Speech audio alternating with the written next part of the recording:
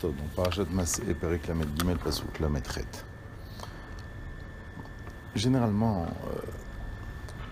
c'est vrai que la Gemara dit dans Megillah, une Gemara qu'on répète très souvent, Ezra Tiken Lahem Leil Israël, c'est Ezra qui a été Metaken, la façon de lire le Sefer Torah.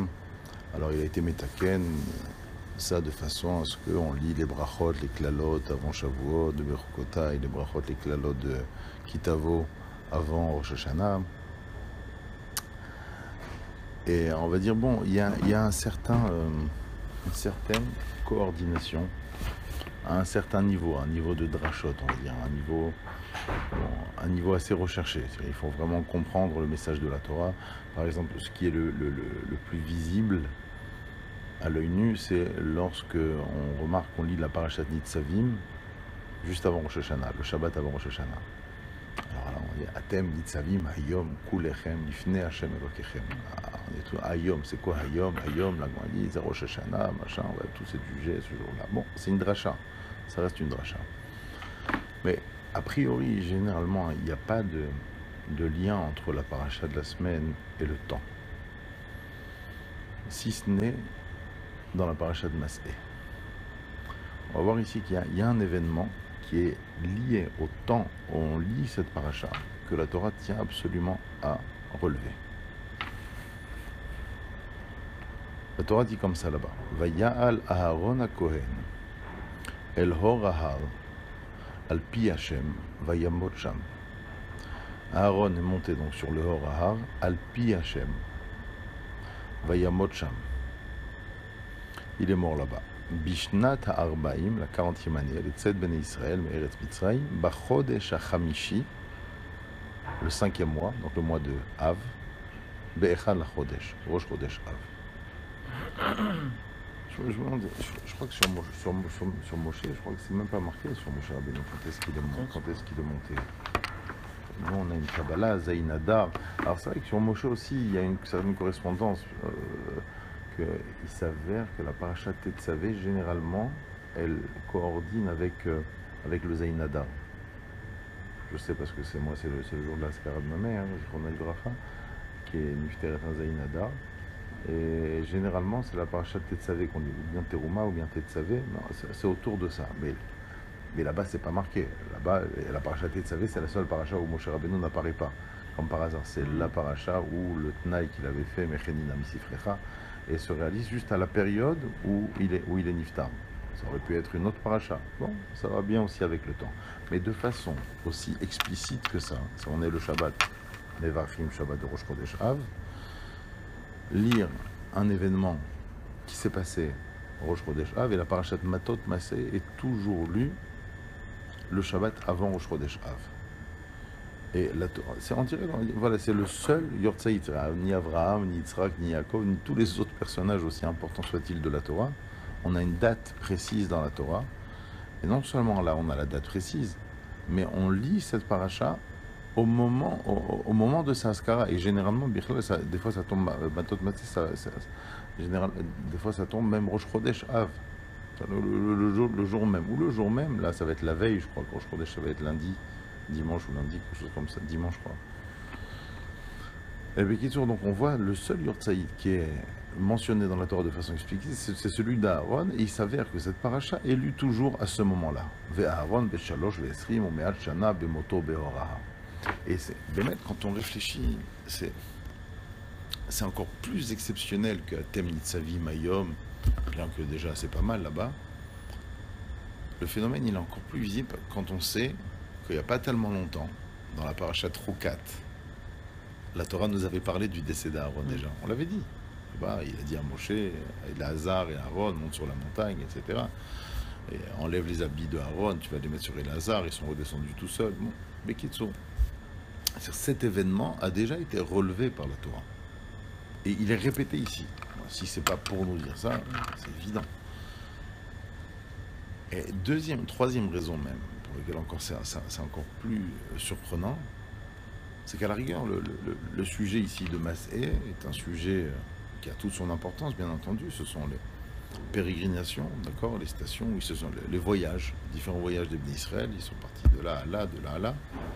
Donc c'est-à-dire qu'au niveau du sujet, On n'est pas du tout dans un récapitulatif des événements importants et incontournables par lesquels sont passés les Bénis Israël. Et d'ailleurs, dans toutes ces pérégrinations, on cite le Sinaï, on cite Mara, il y a plein de...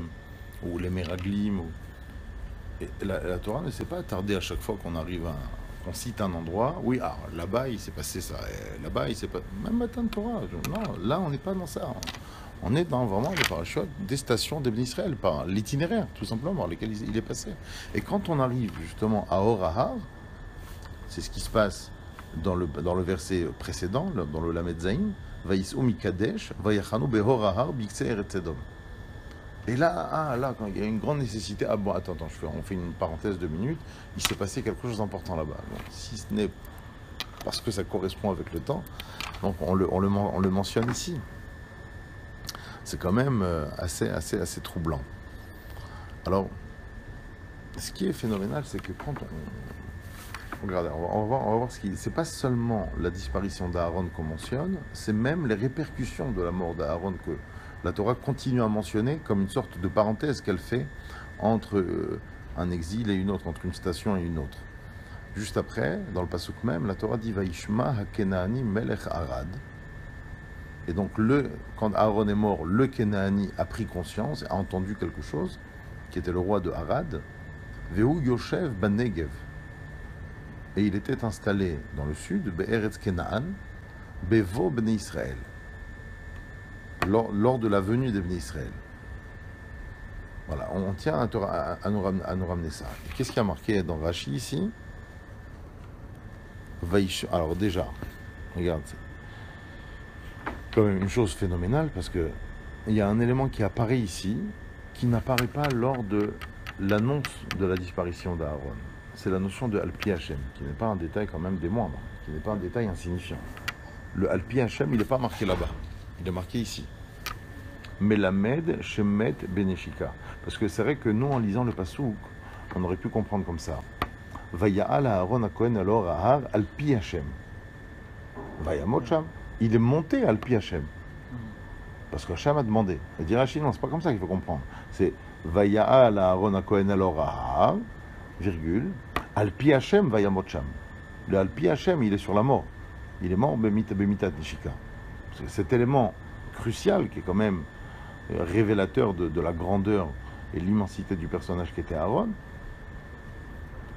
il est marqué ici, il n'est pas marqué là-bas. Et juste après, le Rashi d'après, Rashi même, Vaishma HaKenaani, il dit Rashi, Kan, mais chaque mot de Rashi est pesé. Limedcha shemitat Aaron, iashmua.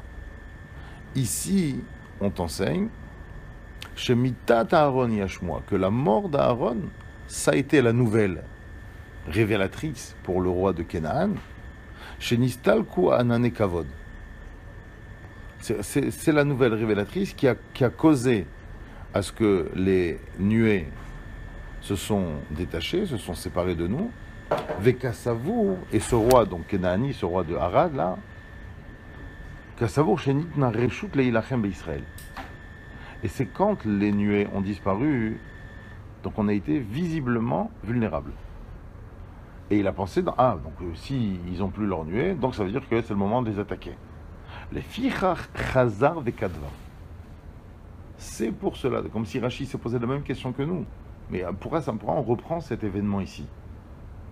Il dit non, parce que cette guerre n'est que la conséquence de la disparition d'Aaron et donc de la disparition des Hanan et Kavod. Si on revient, quand même, parce que les deux parachutes se complètent l'une à l'autre. Quand on revient dans la parachute Roukat, au Perek Raf, d'accord, chapitre 20, Pasuk Raf Bet. Là-bas, c'est au Hamishi de la parachute Roukat, page 458, dans cette machine-là. La Torah dit là-bas comme ça. Vaïsou mikadesh vayavou bnei Israël kol haeda oraha. Bon, au niveau de l'itinéraire, ça reste le même que ce qui est rapporté dans Mas'é. Ils sont bien partis de Kadesh pour arriver à Oraha. C'est intéressant, en préambule, vayavou Béné Israël, on aurait pu dire Vayu Béné Israël, Orahar, Vayu Béné Israël, Kol Haeda. En relisant avec toi, je pense que ce détail a toute son importance. Vayomer Hashem el Moshe vel Aaron, Behorahar, al Gevul Eretz Edom, les morts. À chaque fois, on signifie Orahar, qui est bien à la frontière de Eretz Edom. C'est ce qui a été marqué là-bas aussi, hein, dans Mas'é, juste avant. Vayachanu Behorahar, Biktse Eretz Edom. Yasef Aaron el Amav, que Aaron rejoigne ses ancêtres, qu'il lo yavo la Haaretz asher natat livni Israël, il ne viendra pas dans un, à la chair méritam et pi le même riva. L'événement qui vient de se passer de les eaux de la dispute.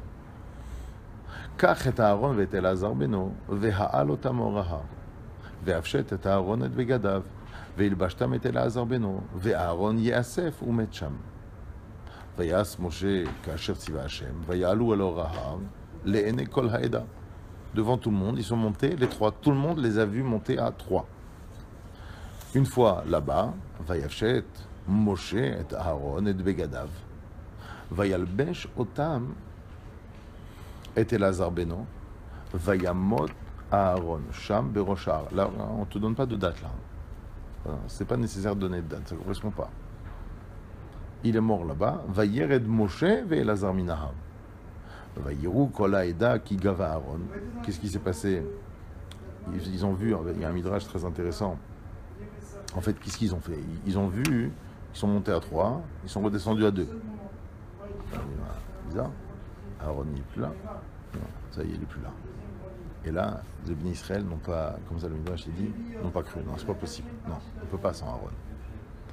Et là, le midrash dit, les malachim ont fait, Moshe Rabbeinu a demandé, a imploré la rachamim d'Akadosh Baruch Hu, et on leur a fait montrer avec les nuages, je sais pas, l'image du cercueil de Aaron. Et c'est parce que Vayiru kol haeda, c'est ça le Vayiru. C'est Raou ve'eminu, comme ça le midrash dit. Bémet, une question très connue, on n'a pas besoin de voir pour croire, justement. Si on voit, on n'a pas besoin. Non, mais là, on parle d'autre chose. C'est quelque chose tellement d'improbable. Il y a des personnes, c'est un grand moussard, il y a des personnes dans nos vies qui nous sont tellement fondamentales, tellement chères, qu'on ne peut pas croire jusqu'à qu'on assiste à la réveillage, jusqu'à qu'on aille et on voit de nos propres yeux. Vayiru kol haeda ki gava Aaron. Et là, ils ont réalisé, Vayivko et Aaron shloshim yom kol bet Israël. Et donc tu vois là-bas, alors que c'est la paracha de la mort d'Aaron, c'est pas marqué qu'il est mort al pi Hashem, c'est pas marqué la date à laquelle il est mort. Et par contre, la répercussion est presque la même. Alors, je dis presque la même, regarde ce qui se passe juste après. Vayishma hakenaani melech Aran. Jusque-là, c'est copier-coller. D'accord? Vayishma hakenaani melech Arad. C'est la même chose. Regarde bien la nuance. Yoshev ha-Negev, l'occupant du Negev.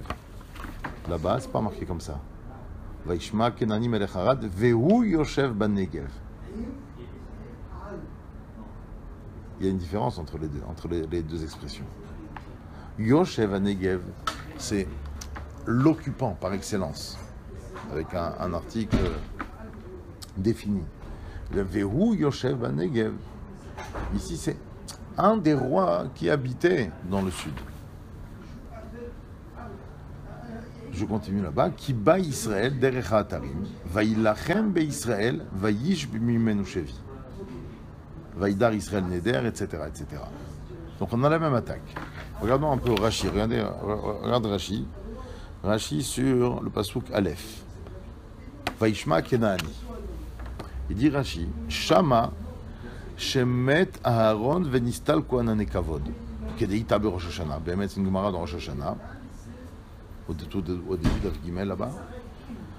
Il dit Rashi, c'est super étonnant ce qui va se passer. Il dit Rashi, Ve'amalek me'olam retzuat mardut l'Israël. Et Amalek, il est voué depuis toujours à être une sorte de lanière mardoute, punitive, contre Israël.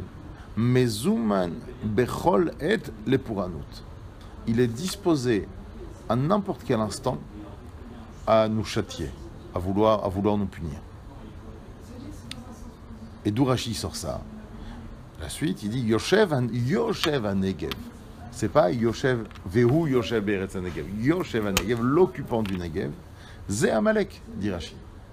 Alors que c'est marqué ici, Vaishma Kenaani. Kenaani, c'est Kenaan. Va voir dans les branches là-bas de Shem, Cham et Yefet, c'est la branche de Cham. Alors qu'Amalek, c'est notre branche à nous, c'est un sémite, il vient de Esav. Il dit Rashi, Zé Amalek, Sheneemar Amalek Yoshev Be'eretz HaNegev. Après Rashi, il dit, Veshina et leshono ledaber bilshon Kenaan, Kedé chez Israël mitpalim la kadosh pour la tête Kenaan beyadamostam. La leçon de Rashi, elle est extraordinaire. C'est que pourquoi on l'appelle Akena. Rashi, il a posé une question. Si j'identifie cet ennemi comme étant Amalek, c'est marqué Vaishma Kenani. On va voir. Répond Rashi, non, c'était ça l'astuce d'Amalek. De nous attaquer avec des uniformes militaires de Kénaanéens, en parlant Kénaanéen, pour que nous prions à Kadosh Baruch Hu de nous débarrasser de l'ennemi Kénaanéen. Alors qu'il n'est pas l'ennemi Kénaanéen, la force, et le fait, nous on prie à Kadosh Baruch Hu qui nous sauve, mais il sait très bien que si on dit pas, si on ne désigne pas le bon ennemi, la tefila ne va pas marcher. Et c'est bizarre. Donc Rashi il dit ici c'est Amalek. Et là-bas Rashi il dit pas c'est Amalek. Quand on a dit Vaishma Kenani, Kan limet Hashemitat Aaron Yashmoa. On dirait, on pourrait dire comme ça. Je n'affirme pas ça avec une certitude. Mais en tout cas, Rashi dans la parashat Mas'é ne fait aucunement référence à Amalek. On pourrait dire que on pourrait dire qu'on parle à la rigueur d'un autre ennemi. C'est-à-dire qu'on a eu plusieurs ennemis, qu'est-ce qu'il y a ? On a eu plusieurs batailles à livrer. Et qu'il y a eu l'attaque de Amalek, mais Amalek, en vérité, quand on y réfléchit, Amalek, comme Tim Chedzer, qui yad al kessia midor dor milchama l'Hashem ba Amalek. Amalek, il a besoin d'un signe pour nous attaquer. Dans le sang, il a ça dans le sang. Alors que là, c'est là, dans la parashat Mas'é, Rashi fait référence à un ennemi qui avait besoin de ce signe. Parce que la preuve, Rashi dit là-bas, Vekasavour shenitna reshut leilachem beIsraël. Amalek, il n'a pas besoin de ce signe pour venir nous attaquer. On dirait que là-bas, on nous parle de l'ennemi Amalek en question qui est venu.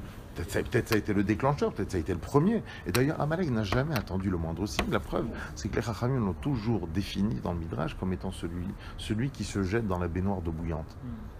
Et qui va démystifier quelque part le fait d'attaquer le peuple juif. Donc depuis lui, il n'a pas besoin de signe, il n'a pas besoin de permission pour venir nous attaquer. Au contraire, c'est lui qui, de façon allusive, va permettre aux autres de nous attaquer. Donc on pourrait dire à la limite, alors que la Torah utilise quasiment les mêmes mots, on pourrait nous dire qu'on fait référence ici à deux types d'ennemis.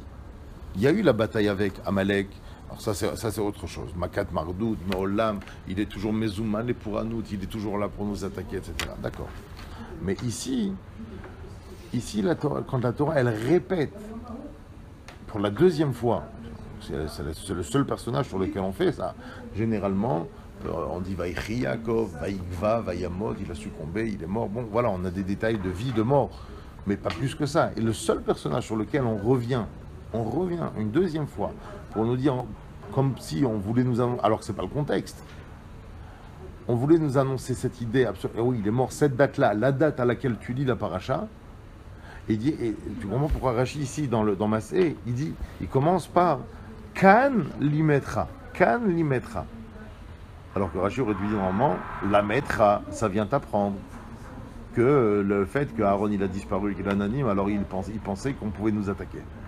Mais c'est Kan limetra. C'est deux sujets complètement différents. C'est quand même extraordinaire que ici. Alors, avec les mêmes mots, avec quasiment les mêmes mots. Là-bas, sauf que là-bas, il est Yoshev HaNegev, et ici, il fait Hu Yoshev Eretz HaNegev.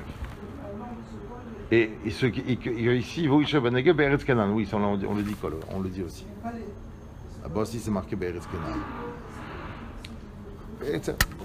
ça interpelle tout ça, toutes ces choses, toute cette particularité, toute cette attention, cette focalisation que la Torah elle fait sur cet événement, avec cette date, avec cet ennemi. Alors que on n'arrête pas. Vaïsou, vaïchanou, vaïsou, vaïchanou, vaïsou. On n'est que dans ça. Et là, on s'arrête. Non, vaïal Aaron, vaïshma Kenani. Qu'est-ce que la Torah cherche à nous dire? De façon très très simple. On peut tout simplement comprendre que la Torah est en train de décrire, comme on a dit, la pérégrination, d'accord, l'itinéraire des Israël, l'itinéraire de tout le peuple, comme un peu à l'image de l'itinéraire d'un individu faisant partie du peuple aussi. On est tous amenés à passer par des stations, par des endroits, à un moment donné, à un moment voulu, à un moment précis, précisé ici en l'occurrence par la Torah.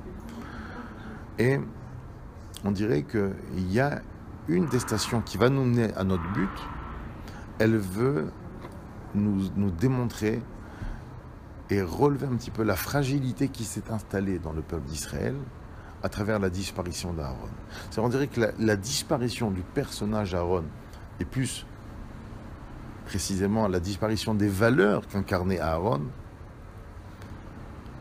elle met en danger le peuple d'Israël, pas par Amalek, pas par quelqu'un qui nous haït depuis tout le temps. Il y a l'antisémite notoire, celui qui, de toute façon, tu pourras lui ramener toutes les preuves avec lesquelles tu ne peux pas discuter, et il est là pour ça, il est né pour ça, et c'est Amalek.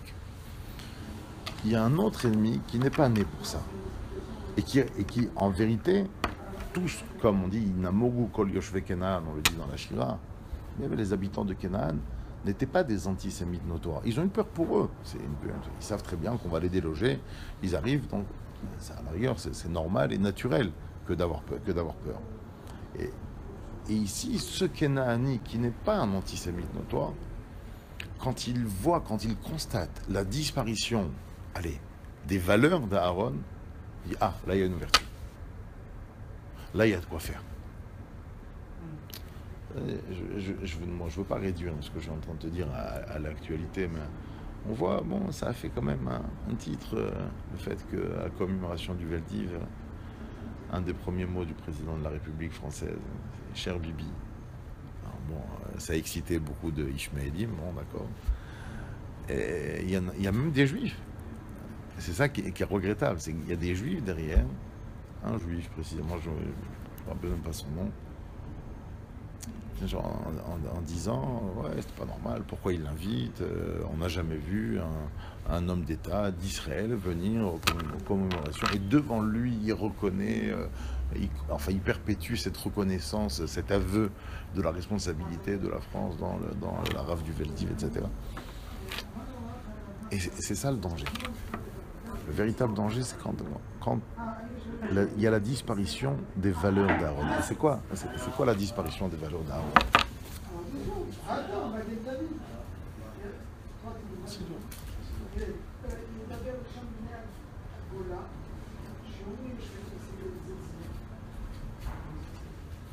En fait, les valeurs d'Aaron sont ramenées ici.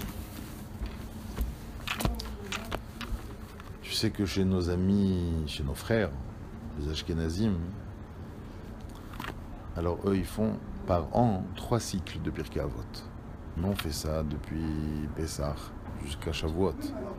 Eux, ils continuent jusqu'à Rosh Hashanah. Shavuot à Tziabéab et après... Ouais. Et donc, chaque semaine... Et là, cette semaine-là, ils reprennent le 3e cycle. Là, depuis Shavuot, ils ont fini un 2e cycle, et là, ils reprennent le 3e cycle. Donc, c'est-à-dire que pour eux, ce Shabbat, ils vont relire le Perek Aleph. Extraordinaire. Parce que qu'est-ce qu'il a, ce Perek Aleph? Le Perek Aleph, il a Hillel Veshama Kiblu Mehem, Hillel Omer Eve Mitalmidav Shel Aaron. Non seulement la Torah, elle vient, elle te remet le truc sur la table, et en plus, avec ce minag-là, de reprendre le Pirkei Avot, on tombe sur la seule Mishnah dans laquelle on nous parle de Talmidav Shel Aaron. Après, on parle de Talmidav Shel Avraham, de Bilam, d'autres personnages. Mais c'est là que Aaron apparaît, on va dire, dans toute sa splendeur. Alors ça, puisqu'on fait référence à ça, juste, je crois que c'est la vision du Maharal et d'autres commentateurs du Pirkei Avot. Bon, on connaît plus ou moins le Perek Aleph. Et c'est intéressant de remarquer la structure du Perek Aleph et de la suite. Qu'est-ce qu'on a voulu? Bon, bien sûr que la base, le Pirkei Avot, Moshe Kibel Torah Misinai. Ok. Après, puisqu'on a parlé de Knesset Agdola, Shimon Hatzadik. Et on parle de l'élève, puisqu'on est dans la transmission, Moshe Kibel. Alors, donc Antignos Kibel Mishimon Hatzadik. Et à partir de la 4e Mishnah, on a la fameuse époque des pères, les pères PAI. Alors, ceux qui vont par deux. Le Nassi Israël, associé avec la leçon du Av Beddin. Donc on a 5 pères. Il y a Yosef ben Yoézer, Yosef ben Yochanan, Yoshua ben Perachia, Nitaya Arbeli, Yehuda ben Tabai, Shimon ben Shatach. Ça c'est la 3e. Et 4 pères, excuse-moi. 1, 2, 3, 4 pères. Et Shmaya et Aftalion. Maintenant, Shmaya et Aftalion étaient aussi donc, les Guérim dont l'un était Nassi, l'autre était Av Beddin, et qui ont été les maîtres de Hillel et Shammai. Hillel et Shammai, qui pour la petite histoire, rappelons-le, comme l'Agmara dans Psachim le dit, étaient des Chachamim babyloniens à la base. D'accord, ils étaient à Bavel, et quand ils ont su qu'il y avait des maîtres de cette importance en Eretz Israël, ils sont venus tout de suite pour recevoir leur Torah et apprendre d'eux, comme l'Agmara dans Psachim le raconte. Et là, et oui, il y a 5 pères, voilà, ça c'est la 4e, et la 5e c'est Hillel et Shammai. Où l'un était Nassi, l'autre était Av Beddin. Shammai était Av Beddin quand même. Et à partir de là, alors que le système était comment c'était structuré? Chaque père, le Pirkei Avot tenait absolument à ramener, on va dire, 3 perles rares, 3 enseignements fondamentaux que chacun disait. Voilà, t'as le droit, c'est comme si on dit à une personne, vas-y, on va écrire un truc sur toi, tu as 3 conseils à donner, c'est bon, on les écrit. Et chacun, il a donné 3 conseils. On arrive à Hillel et Shammai, la même chose. Hillel Omer, Efemit Talmid Avshel Aaron, Oev Shalom, Rodef Shalom, Oev et Abriot, Omer Kavan la Torah. 3 conseils. Sauf que sur Hillel, on continue. Où Aya Omer? Ah, lui, il a le droit plus. Le Maharal explique, comme si on arrivait au but. En fait, tout ça, c'était pour arriver à Hillel. Et tu vas voir ce qui se passe. Voilà.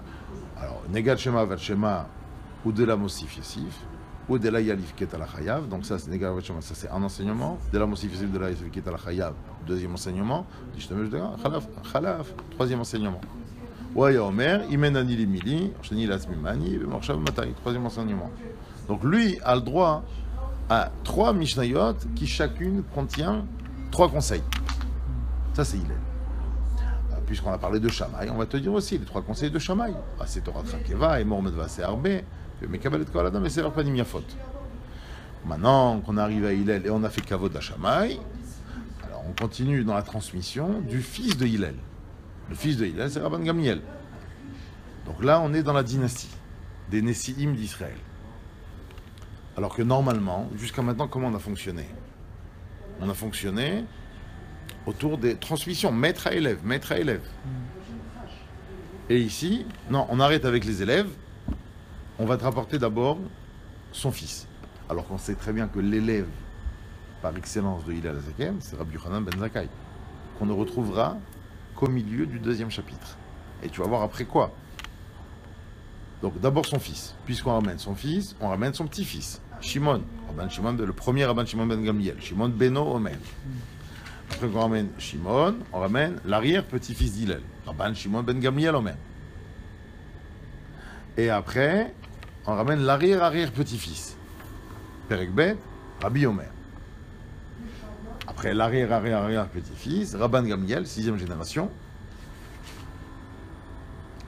Donc lui aussi, il a une Mishnah, 2 Mishnah, 3 Mishnah, et on revient à Hillel. C'est le personnage principal, c'est à lui qu'on voulait faire référence. Hillel Omer, Al tifrosh min hatzibur, etc. Tadin et travecha tutagam nukomo. Ouaya Omer, En borirechet velo amaretz chassid, etc.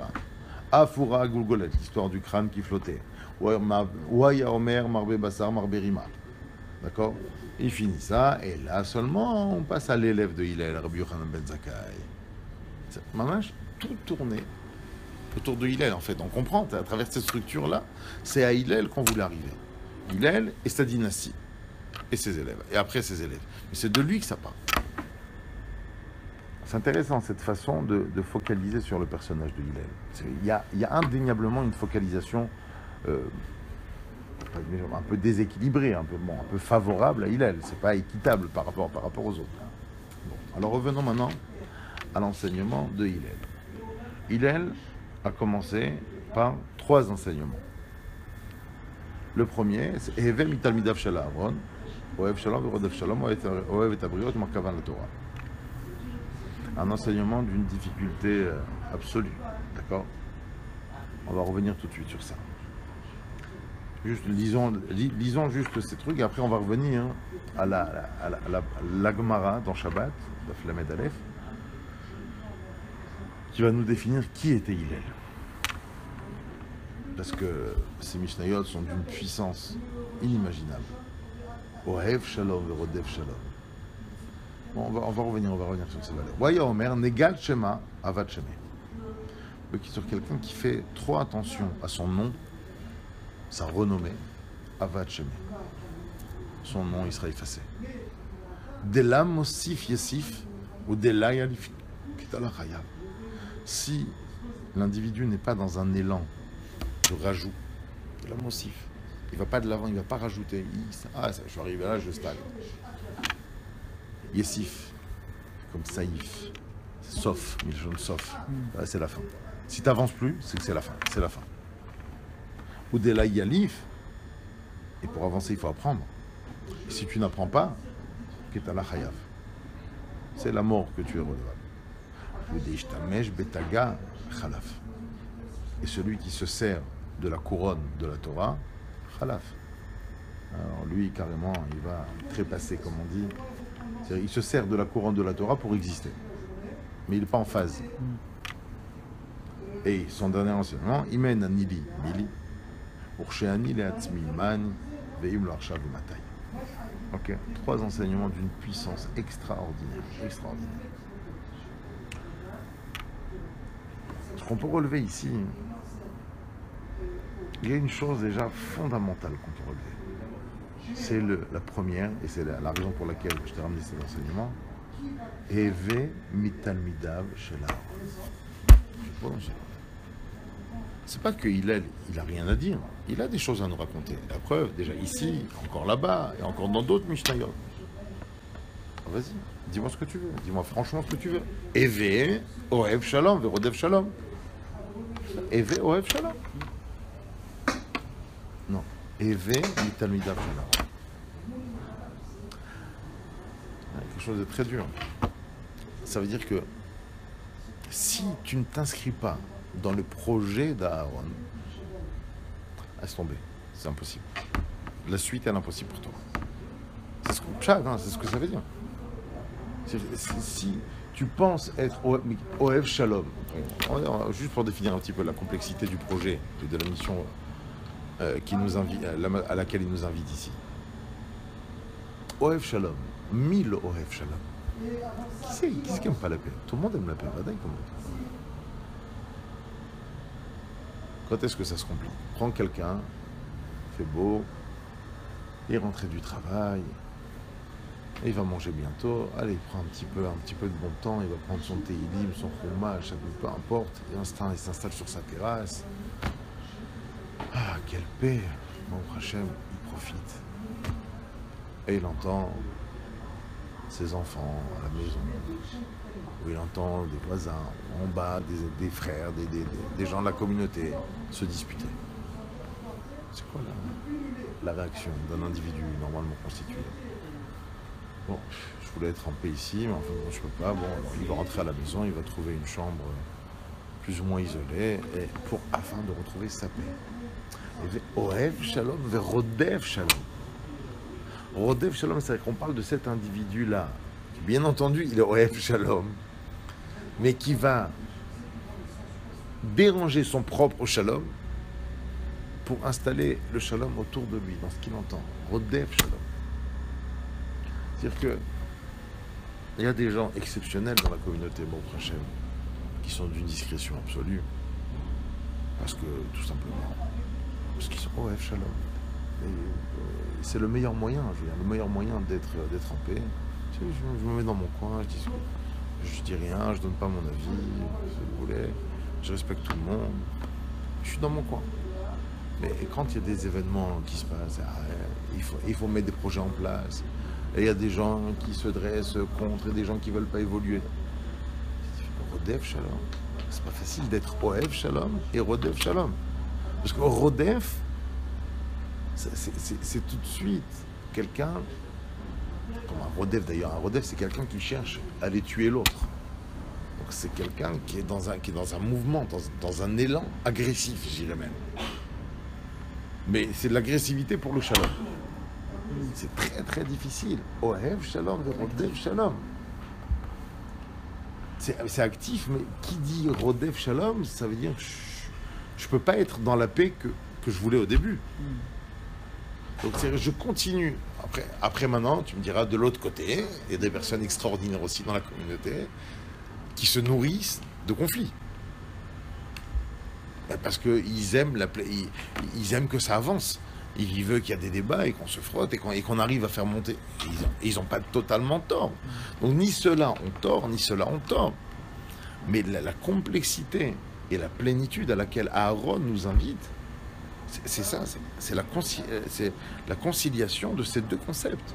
D'être Ohev Shalom en même temps, de cette paix, de cette sérénité, de cette tranquillité. Mais en même temps d'être Rodef Shalom, en même temps d'être actif, en même temps de te mêler, parce que quand tu te mêles, automatiquement tu te fais des ennemis, il y a des gens qui vont... Et c'est d'être dans les deux, c'est très très difficile. Ohev et abriot on mekarvan la Torah. Et quand tu dis Evé, c'est plus que... Il y a des fois on dit Heye, soit. Evé, d'ailleurs, en hébreu moderne, c'est une connotation directe au Ové. Ové, c'est être continuellement. En anglais, ça n'existe plus, je pense, cette forme de verbe qu'en français. Mais c'est un présent continu. Si vraiment tu veux arriver à ces midotes-là, Ohev Shalom, Rodef Shalom, Ohev et abriot, Mekarvan la Torah, alors tu dois être sans arrêt, constamment, dans l'ambition de t'inscrire dans le projet d'Aaron. Ça peut être le projet d'une vie. C'est pas je décide, Aaron, c'est vrai, c'est ma truc, bon, c'est fait. Non. C'est quelque chose qui va te demander énormément d'efforts dans la constance. Alors regarde, pour avoir, on va dire, un regard encore plus touchant, encore plus fort, encore plus puissant de ces trois Mishnayot, être ramené ici la Gemara dans Shabbat. La Gemara dans Shabbat, elle dit quelque chose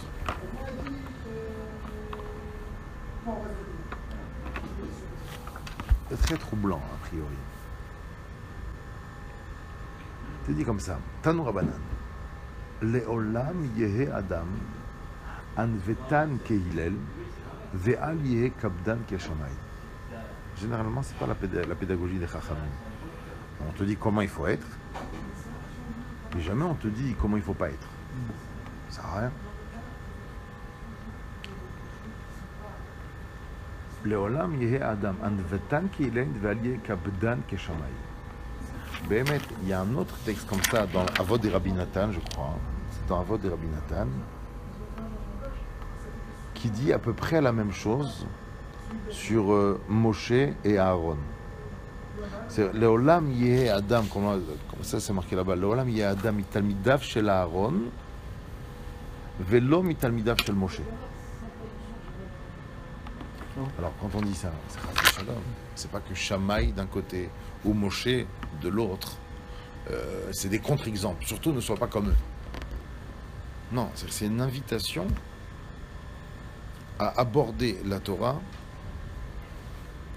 d'une perspective et pas d'une autre. Et le Avot de Rabbi Nathan, il demande, et pourquoi pas comme Moshe? Parce que Moshe Rabbeinu lui avait, quand on lui posait une question, lui c'était Yikov Adin et Tahar. Sa phrase, en tant que législateur principal, Yikov Adin, t'as un problème. Le din, que le din transperce la montagne. Et on va dire, non, casse-toi la tête. Ben, mais c'est là, Yikov Adin et Tahar. Aaron, il était dans cette conciliation, qui lui a valu des tours d'ailleurs, lors du Chet HaEgel. Et Chachamim ont retenu aussi la même phrase qui est un peu sur Hillel et Shammai. Et alors c'est important de relever quand même. On dit Allié Kabdan ke Shammai. Donc c'est pas une invitation à ne pas être comme Shammai. Mais si j'ai à choisir deux approches nobles de la Torah, Vadaï que il faut tendre et s'orienter beaucoup plus vers l'attitude de Hillel que celle de Shammai. Maintenant, c'est vrai que des histoires racontées lors de notre jeune enfance à propos de Shammai peuvent être conservées dans notre cerveau comme étant de grands malentendus. Bon, il y a la fameuse histoire du type qui vient demander apprends-moi toute la Torah sur un pied. Alors bon, ça c'est Hillel. Et Shammai qui s'est marqué Dachafo be'amat abinyan. C'est le mot de la Gemara, Dachafo be'amat abinyan. Nous gamins, on nous a raconté, il a dit ça va pas, il a fait un scandale, il l'a jeté à la porte de sa maison. C'est Dachafo be'amat abinyan. C'est vrai que c'est pas ça.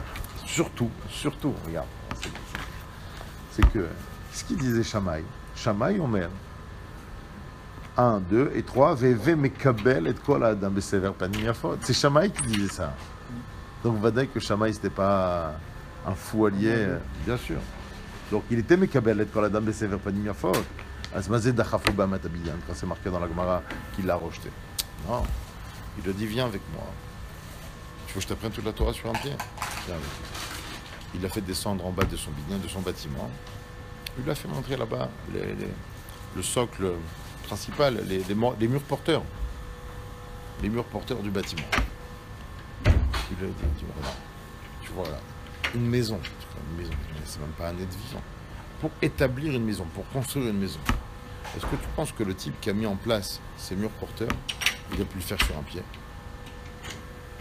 Comment tu veux que... La Torah, elle est là pour construire l'homme. Toi, tu veux le faire sur un pied. Tu penses raisonnablement. Il a voulu le raisonner. C'est ça, Dachafo b'amat abinyan. D'accord? C'est pas, il a pas exclu ou rejeté méchamment. Bon, alors c'est quoi l'histoire là-bas de ce Hillel? Pourquoi Hillel doit être notre priorité d'orientation au niveau des midot? Parce que la Gemara là-bas raconte une histoire. Une histoire extraordinaire. Bon, on va essayer de la faire rapidement, il est déjà tard. On parle de deux parieurs. Ils ont fait un pari. Maaseh bishne bnei adam sheimru ze et ze. Amru kol mi sheyalech v'yakniv et Hillel yitol 400 zuz. C'est-à-dire qu'il y avait plusieurs personnes. Ils étaient un groupe comme ça au café. Et non, franchement, il y a un rabbin, il est trop calme. Celui-là, il faudrait le faire sortir de ses gonds pour voir sa vraie nature. Méfie-toi de l'eau qui dort. Et ils se sont lancés un défi, comme on en lance aujourd'hui des fois. Sauf qu'il est un peu moins noble, ce défi. Il y allait, celui qui arrive à énerver Hillel, alors on met sur la table 400 zouz. Énorme. 400 zouz à l'époque, c'était 2 ans de salaire. Amar echad mehem, un de ce groupe, il a Ani akniten. Moi, je vais le faire. La Gemara raconte Oto ayom erev Shabbat aya, veille de Shabbat. Alors maintenant, imagine-toi, c'est quoi veille de Shabbat? La veille de Shabbat du Nassi, la veille de Shabbat de Hillel. Juste pour nous rappeler que l'histoire qui a fait connaître Hillel, qui a fait rentrer Hillel dans le milieu des Chachamim, était cette fameuse histoire en plein hiver, où il a voulu absolument entendre les enseignements de Shmaya Avtalion au Beth Midrash, et qu'il est monté sur le toit pour entendre de la cheminée, et qu'à un moment donné, la pièce s'est obscurcie, et ils ont tous compris qu'il y avait quelqu'un sur le toit, parce qu'il n'avait pas les moyens de payer ce Erev, et c'était Erev Shabbat. C'était Erev Shabbat. Ça, c'était les Erev Shabbat de Hillel. Les Erev Shabbat de Hillel, c'est pas... on va se promener, on va aller au sauna, on va aller chez le coiffeur. Erev Shabbat de Hillel. Veillel Chafaf est trop chaud. On peut comprendre ça de façon un peu légère. Il faisait son shampoing. Chafaf est trop chaud à l'intérieur. Chaque Erev Shabbat, c'était une préparation dont on ne peut même pas imaginer la profondeur. Allah va avoir al petach beto. Donc ce type-là, qui a décidé de relever le défi, il est parti devant la maison de Hillel. Amar Mikan Hillel, 2 fois il répète. Rachid explique là-bas. Klum Kan Hillel, c'est la lachon Gnaï. Yatsa Likrato. Alors quand on lit les mots de la Gemara, on n'a pas le temps de tout lire, c'est extraordinaire quand tu vois les mots. Mais moi, je t'invite à aller les voir là-bas, d'Aflamé d'Alef dans Shabbat. Chaque mot que la Gemara ramène est pesé. C'est Amarlo béni, ma'atash mevakesh. L'autre, il lui dit même pas Rabbi. Quelqu'un il te dit béni, il dit avi, il dit Rabbi, Kvod Arav. Amarlo she'ela yesh lishol. Amarlo she'al béni she'al. C'est avant chaque phrase que Hillel a prononcée à l'encontre de ce parieur. Béni. Il lui dit mon fils. Et à la fin, il lui dit il est comme ça. L'autre, Amarlo béni il lui dit Mipnema Rachen chez le Bavlim Sgalgalot. Il lui parle, il dit pourquoi la tête d'après Rashi comme ça, d'après un peu rouge de Rashi dans Shabbat, pourquoi la tête des Babyloniens elle est ronde? Non, Hillel c'est un Babylonien. Tu viens voir un Marocain, veille de Shabbat, pour faire une blague sur les Marocains. C'est malvenu. Et il lui dit, Mipnema Rachen, Amarlo béni, à chaque fois, chaque phrase, béni. She'ela gdola she'alta. Mipne she'en lahem chayot pikrot. Il explique là-bas, ouais, parce qu'ils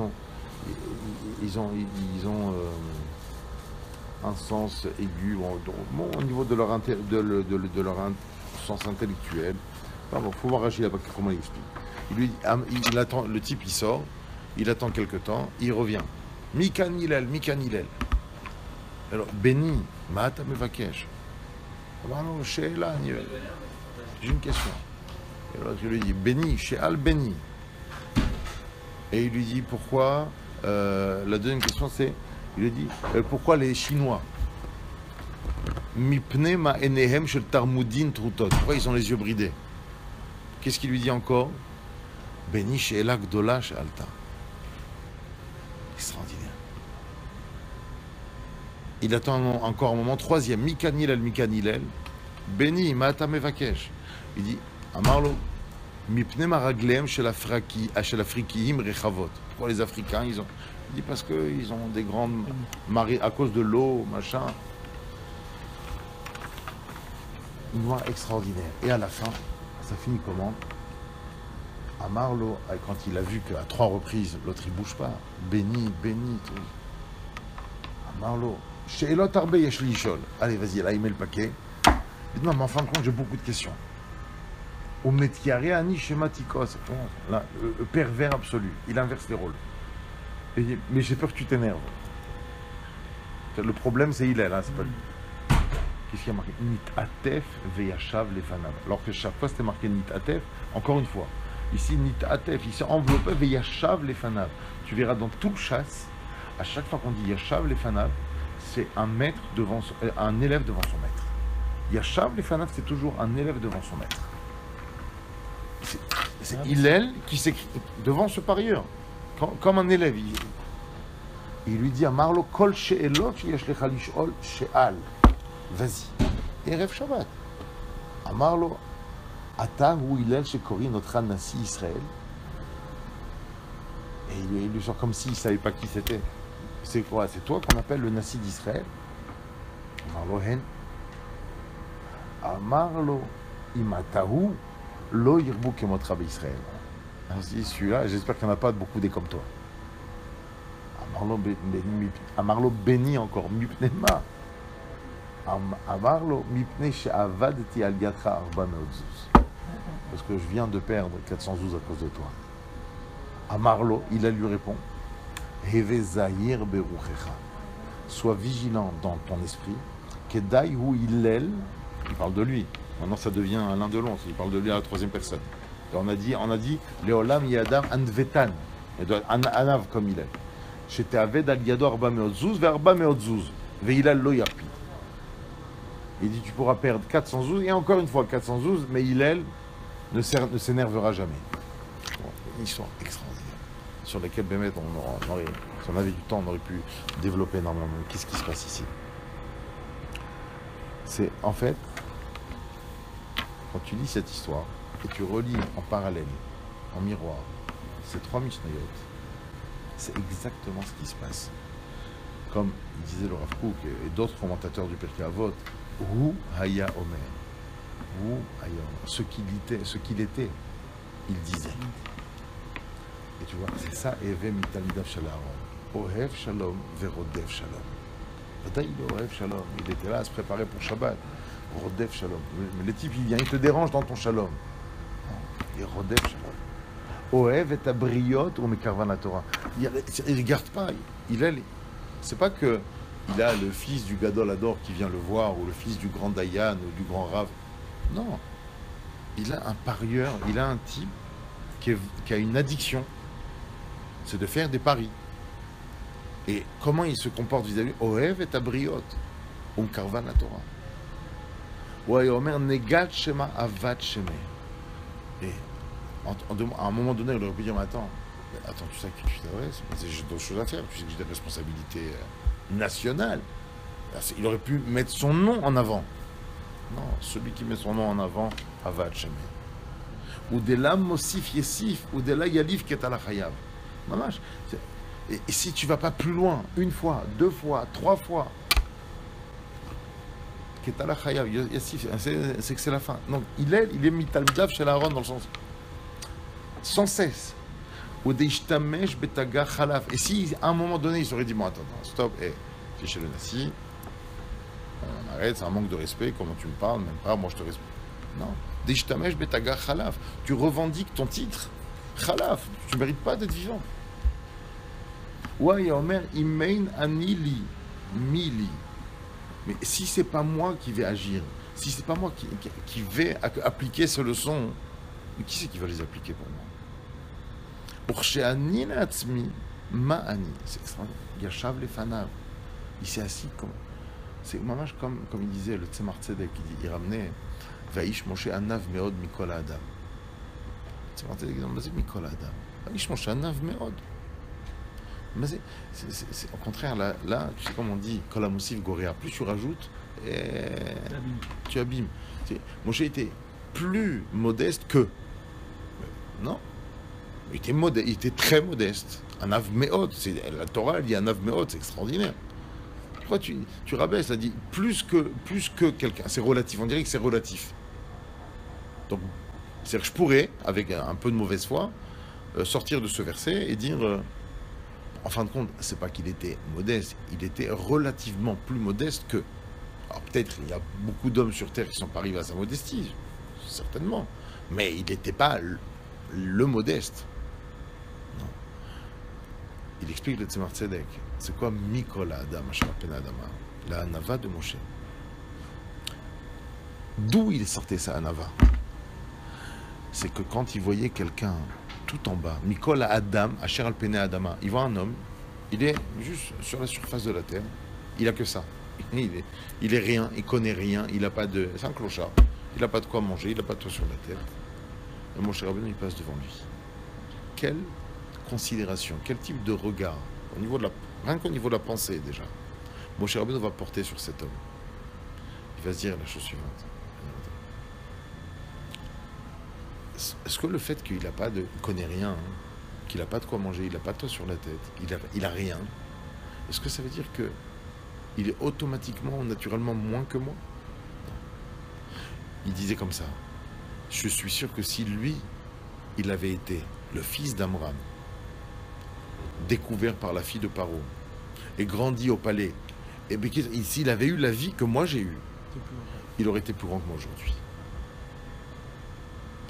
Il voyait comme chaque être qu'il aurait pu voir inférieur, ça lui renvoyait un sentiment de « j'ai pas assez exploité ce coca. Je suis sûr que quelqu'un d'autre l'aurait mieux exploité. » Et il se donnait les moyens de voir chacun comme étant plus grand que lui. C'est ça, Vaïsh Moshe Anav Meod. Le mi, c'est pas relatif à. C'est de tous les hommes. Ça, Anava, il la nourrissait, il l'alimentait de tous les hommes qui étaient juste sur la surface de la terre. C'est exactement ce qu'il fait. Il a ici. Yashav les fanav. C'est assis. Ah, c'est toi le maître, c'est toi qui as les questions. C'est toi qui vas m'apprendre. Et grâce à tes questions, je vais découvrir des choses. Cet égard-là, qui est Mital Midav chez l'Aaron. Donc, pour finir, en fait, c'est ça. Si la Torah ici, elle fait un truc qu'elle n'a jamais fait. La Torah ne te parle jamais du temps dans lequel tu te trouves, si ce n'est que par allusion, par des drachotes, par des interprétations, mais de façon aussi explicite. Jamais la Torah n'a accordé autant d'importance à la disparition et la date d'un personnage de la Torah, si ce n'est ici, juste la veille de Rosh Chodesh Av, où on rentre dans la période de la destruction du Beth Amikdash, qui est causée à cause des fractions et de la sinatrinam et du ressenti négatif qu'on pourrait... Et sinatrinam, c'est un concept en soi qu'on pourrait même développer, qui est en fin de compte l'antithèse de Aaron. C'est ce que la Torah veut te dire. Fais gaffe à toi. Quand tu arrives à Rosh Chodesh Av, alors tu arrives obligatoirement. Tu verras que dans tout le parcours de Bnei Israël de tous les temps s'inscrira une fragilité au niveau de la fraternité, au niveau de l'altruisme. Et si cette fragilité disparaît comme elle a disparu avec Aaron, alors derrière, il y a Vaishma, Kenani, Melech Harad. Et le Kénanéen, pas l'antisémite notoire, pas celui qui veut t'attaquer tout le temps, même celui qui... À travers ses fractions, tu vas alimenter, tu vas lui donner l'impression qu'il a le droit de t'attaquer. Alors, justement, donc c'est la plus belle des invitations que la Torah nous fait, on va dire, à revoir pour la énième fois notre égard à l'autre, sans faille, sans fin, de la mossif yassif. Et comme il dit, il finit, on n'a pas lu ça, Veim lo arshav et matai. Il aurait pu lui dire. Il aurait pu lui dire Kvodarav, monsieur le parieur. Motzei Shabbat, on va boire un thé ensemble, avec plaisir, venez. Et on y arrive Shabbat, je peux pas, je vous ai répondu. Non, Veim lo arshav et matai. C'est extraordinaire, cet altruisme absolu, sans fin, inconditionnel de n'importe qui. C'est un parieur, c'est un vendu qui vient te voir, d'avoir cette capacité de Hillel. Qu'Akadosh Baruch Hu nous aide à nous inspirer de ce personnage et faire partie intégrante à notre échelle des élèves de Aaron Cohen. Amen. Et on ne parle pas de la mort de Mohamed. Non, de personne d'autre. Il y a